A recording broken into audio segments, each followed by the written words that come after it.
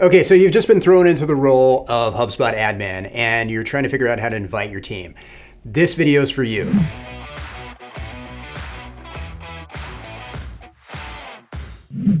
Okay, so let's go ahead and get started. This is pretty straightforward, pretty cut and dry. HubSpot 101 stuff, right? So let's go ahead and jump into a HubSpot portal. I'm in a demo account right now, and I'm going to be the admin in this situation. So the first thing you'll want to do is go to the settings gear icon at the top. It'll take you into the settings. Over here on the left, one of the first things you'll want to take a look at is users and teams. So once you get to users and teams, you'll see all the users that are currently in your portal. You'll see tabs for seats, teams, permission sets, presets, all of these things. We're going to go through these one by one and give you an idea of what they do. So the first thing to keep in mind is seats. As you go through and start inviting people, one of the first things HubSpot's going to want to know is what kind of seat do they need. So let me go ahead and give you a brief explanation about what each one of these is. Now, a partner seat is a company that is not your company, but is a company that, like a consultant or another agency or somebody that helps you with HubSpot.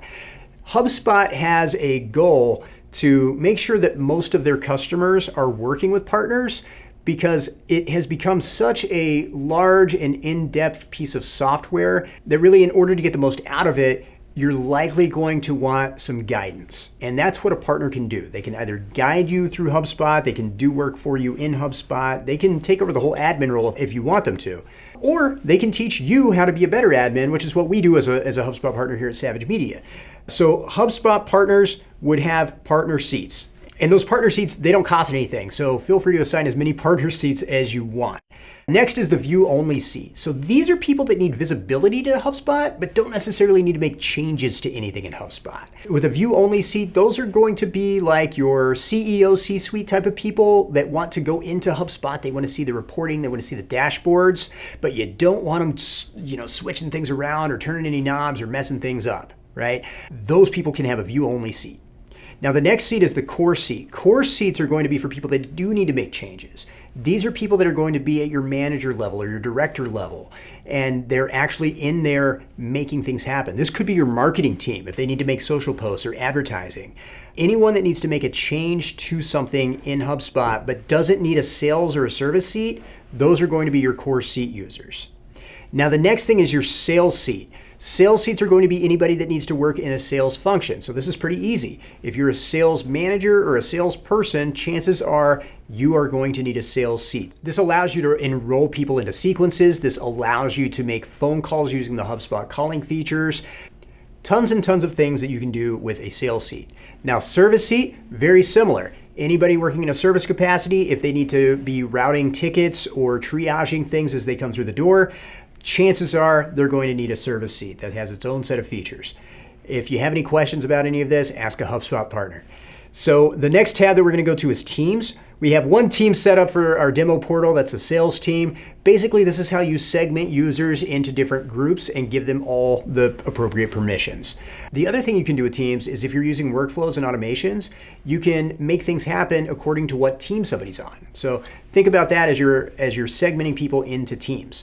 Next is permission sets. So different teams and different users are going to need different permission sets based on what they do at the company.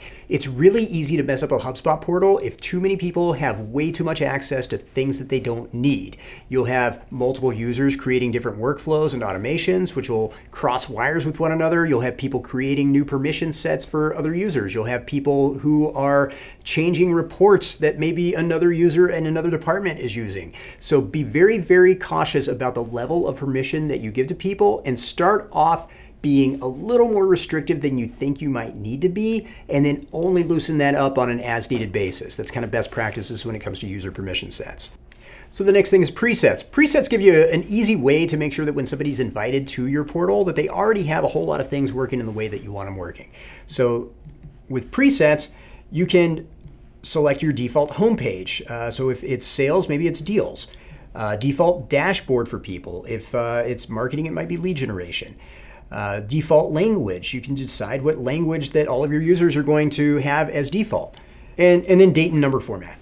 So you can select whatever date and number format you want. United States is going to be our default. Email signatures, if somebody doesn't have an email signature for themselves, you can assign a preset email signature that just has your company's name and logo and maybe some general contact information. Turn that on. It can be simple or HTML. And then the last thing is notification profiles. And you can create notification profiles under account defaults and decide what notifications different people get for whatever it is that they're tracking. Now, by default on notifications, I like to go notify every way possible and then dial that back to be just as helpful as I want you to be. Don't be super overly annoying because it can notify you in like a million different ways of a million different things. So just be aware of that. This is where you change it. Okay, now with all that out of the way, let's invite our first user. So in order to invite our first user, we're going to go back to the main page of Users and Teams under the Users tab and to the orange button on the right that says Create User. Click Create User, add the email address of the person that you want to invite. Now, if you have a long list of email addresses that you want to invite, you can add them as a CSV file. So that's really simple. Just upload the CSV file. It'll match up all of these users. It'll ask you what permissions they need. Or you can do it one at a time. In this case, we're doing it one at a time. So I'm going to invite Robert Paulson at Savage Media. He is a sales manager, and we're going to give him sales manager permissions and seats.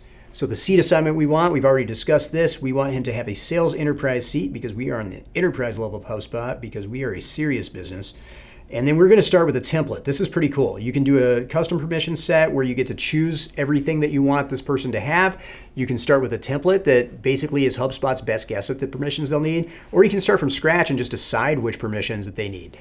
I'm going to start with a template because that's the easiest way to do it. And then I'm going to choose a role-based template for this person. They are a sales manager. And here's all the permissions that they're going to have. Now, this is just an abbreviated version of this. However, if we expand this part down, we can see specifically every single permission that this person has. We can go through these and get really, really granular if we want, but just for the sake of making this a shorter video, I'm going to click Next. Review the user access. So once again, this is all of the stuff that they're going to have access to as a sales manager. This all makes sense. And I'm going to create user.